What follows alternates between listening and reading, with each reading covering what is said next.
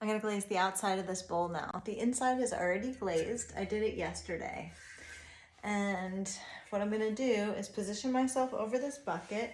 I'm gonna cock my wrist all the way around, and I'm gonna start here. I'm gonna spin the bowl like this until I get here. And sometimes I feel like I have to stand up about right there. I think I just tore my pants. Hey, I just tore my pants. Okay, whoa. Okay, getting a little wild in here. All right, that's all right. Time for a new pair of pants. It's Christmas. Okay, so here we go. And I'm thinking that I'm just gonna cover this one up just in case there's any splashes. Usually there aren't, but I'm gonna be aiming for the glaze to be going right in the center of the bowl. And I just do one coat. This glaze is mixed up pretty thick. Here's where I need to stand up. And I can just kind of get a nice view around the edge. And then I'm gonna finish this up, go straight down the line, and catch that whole part so there's no missing spots. Hopefully there's no missing spots. If there are, I go back and I touch them up with a brush.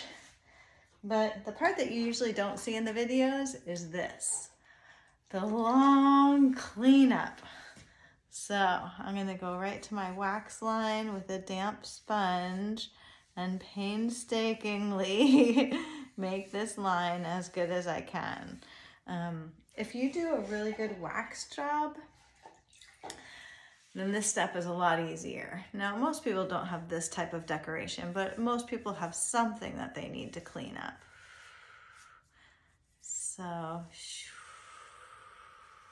I'm slowly spinning this sponge in my hand so I go back to a clean spot. And then I'll just keep turning the bowl in my hand until it's awkward to get to a spot.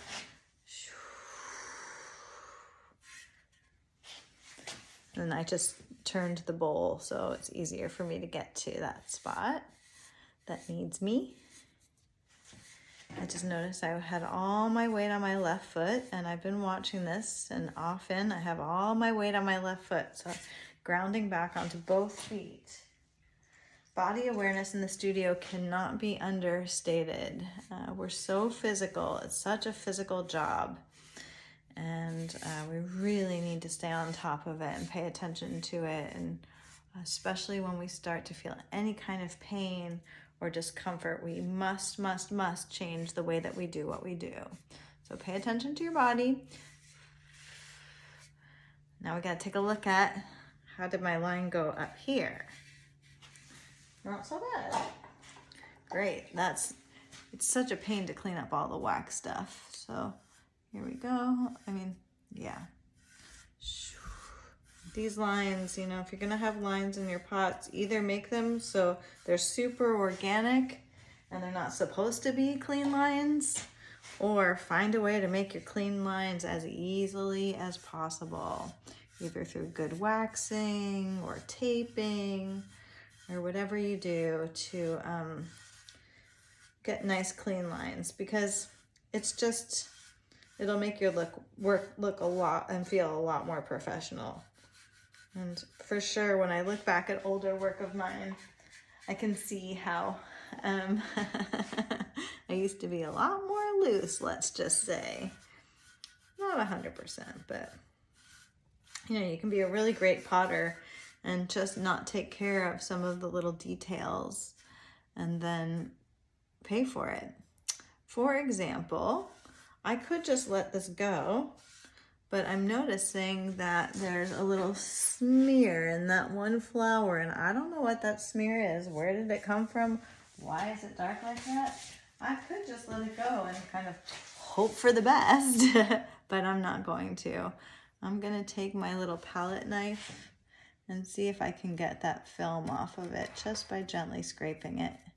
And lo and behold, it's coming right off. It must have been that there was a little bit of iron oxide in the wax. I don't know, or it got onto it somehow. But this is really coming off easily, and I could have so easily just ignored it and just been like, forget it, I have so much else to do. Moving on. It'll be fine. It's probably just a little whatever, clay or something. But that could have ruined this whole pot. And maybe when this is ready, we'll be able to go back and see a little bit of a trace of what was going on with this flower.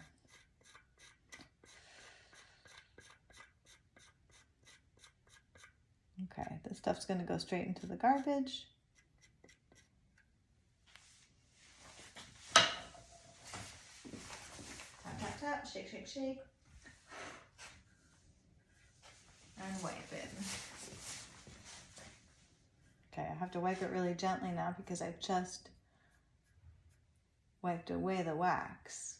So I can't clean it up in the same way as I normally would be able to. A couple more little details here.